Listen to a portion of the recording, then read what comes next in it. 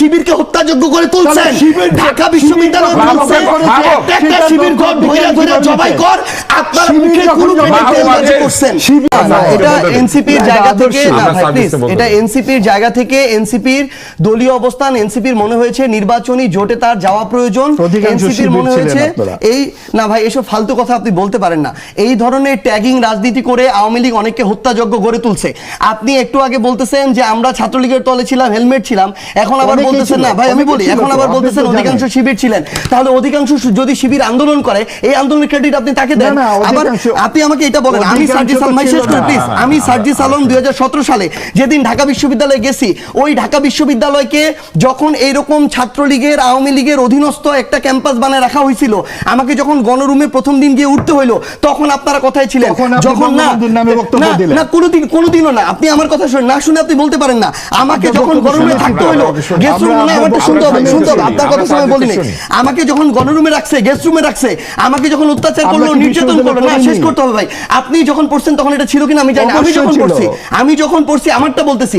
আমাকে যখন গেস্ট রুমে রাখা হইলো, প্রোগ্রাম করানো হইলো, আমাকে যখন একজন আওয়ামী লীগের মন্ত্রীকে সালাম দেওয়ার জন্য ঘন্টার পর ঘন্টা মধুর ক্যান্টিনে দাঁড় করে রাখা হইলো, তখন আপনার এই সিভিল সোসাইটি কোথায় ছিল?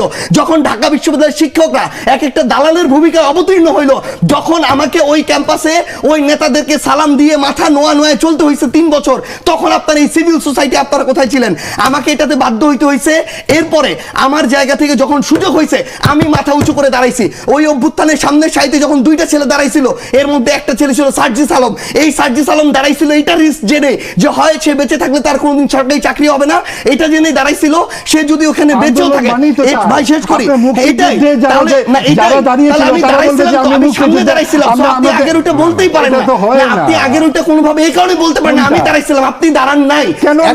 অবশ্যই আপনি আসবেন কেন? এটাই মানে আমি ওই ভাই আমি ওই রিস্ক আমি শেষ করি কথা বলতে যাবেন না, আমি শেষ করি এটা তো হয় না, উনি একা কথা বলে যাবেন না না, এটা প্লিজ আপনার সময় আমি বলি না, আপনারা আসেন কোথায়? না আপনি আপনার জায়গায় করছেন, কিন্তু আমি আগে দাঁড়াইছি তো রাস্তায়, আপনি আপনার জায়গায় করেছেন, কিন্তু 18 তে করেন, আপনি শুধু 24 এ আমার 14 তে বয়স কত যে আমি এটা করব? আপনি কিভাবে কথা বলেন?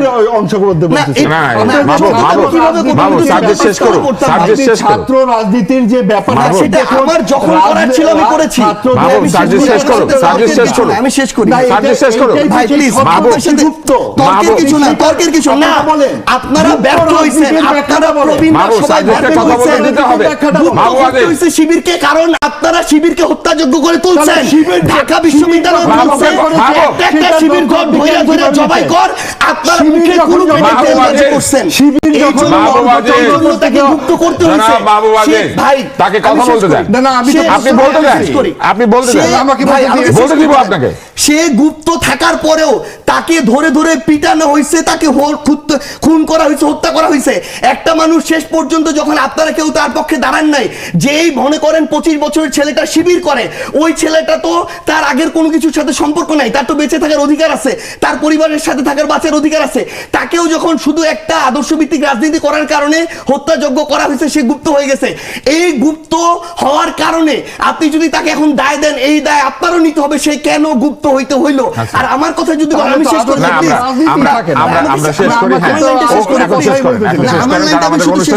ভাই মানে দিন শেষে দিন শেষে শুধু একটা জিনিস মনে রাখতে হবে ভাই, দিন শেষে শুধু একটা জিনিস আপনি অবশ্যই ভাইকে দিবেন, দিন শেষে শুধু একটা জিনিস মনে রাখতে হবে, যেটা হচ্ছে আমরা পুরো প্রেক্ষাপটটা না জেনে ব্যক্তিগত চিন্তা কারো উপরে চাপিয়ে দিতে পারি না।